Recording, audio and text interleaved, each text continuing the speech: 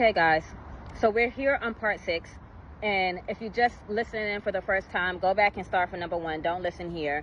Today I'm doing a spontaneous sermon on good and bad decisions, timing, and vengeance, and ultimately they all intersect together. And let's continue. So going back to Moses being God's ultimate example of good and bad decisions, timing, and vengeance. You guys, Moses lived for exactly 121 years, right? Non-coincidentally, right? I don't think Bible scholars rounded up his age. I don't think that it was an estimation. I think that it was divine and purposeful. And here's why.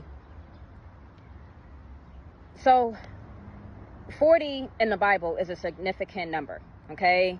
Guys, help me out here. Help me out here. You got 40 days of the flood, right? Rain. You have Moses was 40 years old when he left Egypt. When he killed that man, took his own vengeance, stay with me, left Israel. He was 80 years old when he met God at the burning bush, his time in Midian. And then the last 40 years of his life dictates his leadership in Israel.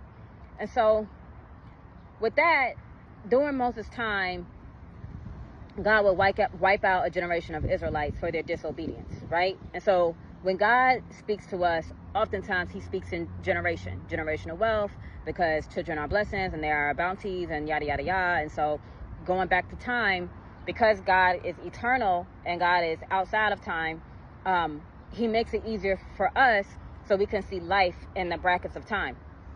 And so now I want to talk about Moses' life a little bit in part 7, and how his entire life would be is premonition a word? Would be an example of how God emphasizes time, and how God would use the life of Moses to teach vengeance, okay? So come back for part 7 when we break down the life of Moses.